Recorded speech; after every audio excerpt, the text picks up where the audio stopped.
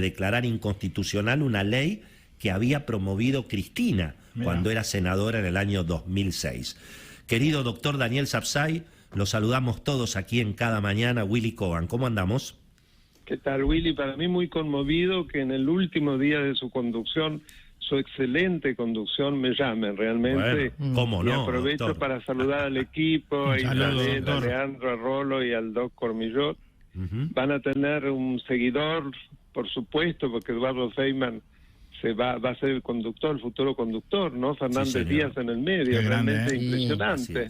Bueno, un Dream Team. Qué lujo, Falta usted, doctor. Bueno, usted no quiso aceptar, doctor. Usted no quiso aceptar. Y bueno, tuvimos que ir a buscar a Feynman. Marcelo, me había nombrado asesor constitucional, ¿se acuerdan del programa? Efectivamente. Ahora queda en el aire, veremos qué hace Eduardo. Marcelo nos dijo, vayan por Sapsay, vayan por Sapsay. Pero bueno, ¿qué vamos a hacer?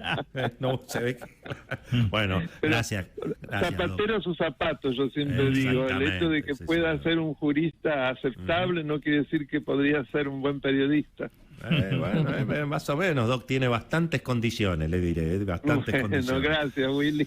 Bueno, profe, cuéntenos un poquito cómo hay que entender lo que aparece hoy publicado en la tapa de todos los diarios, esta decisión de la Corte Suprema, además un fallo, me imagino que tendrá sus bemoles desde el punto de vista político y técnico, ¿no?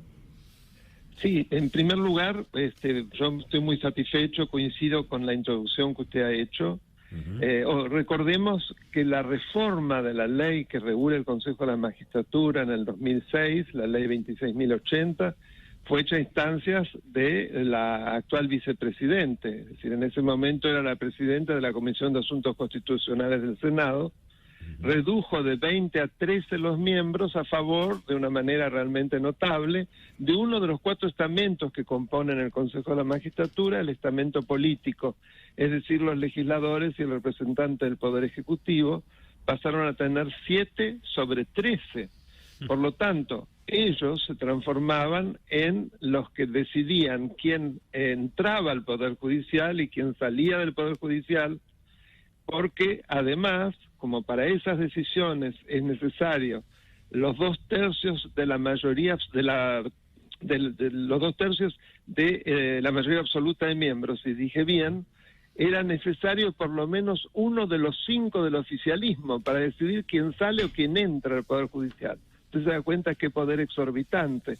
Claro. La Corte Suprema hace una interpretación muy inteligente porque habla de que hay una situación de predominio, de supremacía, y que eso no es aceptable de un sector sobre los otros, porque la ley le da tanto quórum propio como mayoría propia, como también la posibilidad de decidir solo estas decisiones, aún sin la participación de los otros, e inclusive pasa revista a otras decisiones que tienen que ver con la administración, en las cuales todas podían ser decididas solamente por este estamento, lo cual evidentemente demuestra predominio y hegemonía y por lo tanto ordena una solución por etapas.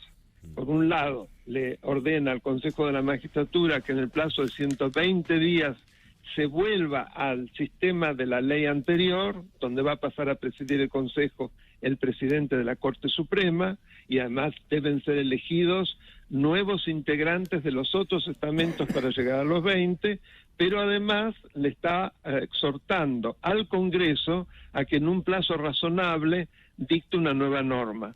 En la disidencia del doctor Lorenzetti, creo que con buen criterio, él dice que el plazo debería ser de no más de un año. Me parece bien ponerle un plazo. Bueno, veremos qué sucede. Ahora bien, lo que usted comentaba antes respecto del presupuesto, esta capacidad finalmente de deliberar y de acordar, que para eso está el Congreso, que pareciera que es lo que va a ocurrir en materia de presupuesto, esperemos que se reproduzca en materia de integración del Consejo de la Magistratura. Ahora, Doc, la pregunta sería, digamos, ¿qué es lo que usted cree que va a pasar? Por ejemplo, ¿le van a hacer caso, en este caso, al fallo de la Corte, o lo van a desoír como alguna vez ha ocurrido? Sí, desde ya. Mire, yo espero que sí, porque hay una gran presión social y además creo que se están dando cuenta que no ganaron las elecciones, que las perdieron y que todos estos son claras señales. Pero además de eso, no olvide que la Corte Suprema le dice al Consejo de la Magistratura que si transcurridos esos 120 días no se produce la readecuación, todos los actos que dicte serán nulos. Ajá, es decir, va a quedar colgado de la palmera, si me permite mi mal francés. Y le hago la última en este sentido. ¿No podrá existir el riesgo de que en los próximos 20 días se aceleren decisiones como que, bueno, nos quedan 4 meses para hacer lo que queremos, avancemos contra todos y a por todo, o eso no se podría hacer hoy, digamos? Yo pienso que no, porque no hay espacio político. Ellos entramos en lo político. Fíjese que inclusive lo que se hablaba de los 116 decretos que iban a ser confirmados, al final fueron muchísimo menos, y en ese momento tenían situación muy diferente, con inclusive quórum propio en el Senado, y no lo hicieron. Ahora me parece que menos. Me parece que están empezando a reflexionar y a darse cuenta que es otro momento para la Argentina, y que seguir arremetiendo de esta forma, lejos de servirles, les sale muy mal. Fíjese lo que ha sido ese disparate del ministro Soria, creo que queda para los anales de la historia del Poder Judicial, haber ido a prepostear y a maltratar a la Corte. Bueno, la Corte no le dijo nada, pero habla por sus fallos. Recordemos poco después el tema Santa Fe, y ahora nada menos que lo del Consejo de la Magistratura. Creo que era lo último que esperaba Cristina, porque se le termina la posibilidad de extorsionar a jueces y fiscales, que era lo que se hacía permanentemente, gracias precisamente a ese predominio que ella había armado muy hábilmente para ser luego la gran, digamos, copadora de la justicia, violando la separación de poderes. Bueno, estamos escuchando al doctor Daniel Sapsay, la verdad, Doc, impecable, muchas gracias, por supuesto. Gracias a ustedes. Y una vez más, gracias por la contribución que ha hecho siempre en este programa. Bueno, muy buen descanso, Willy, que se lo tiene por demás merecido. Y gracias, como Doc. Siempre les pido que me manden el audio para mi canal de YouTube. Me repito, por supuesto. Pero lo hago porque ¿cuál es su canal? Muchísimo. Cuente cuál es su canal de YouTube, Doc. ¿Cuál es su canal de Daniel YouTube? Alberto Sapsay en YouTube. Lo ponen en cualquier buscador y ahí entran. Y sé que ustedes son suscriptores, los cuales son un gran honor. Obviamente. Para saludarlos a todos, le mando un gran beso a Isabel, la voz un beso más enorme, esplendorosa de la radio argentina. ¡Ay, qué emoción! ¡Qué lindo eso! Qué lindo. Bueno, muchas felicidades, Doc.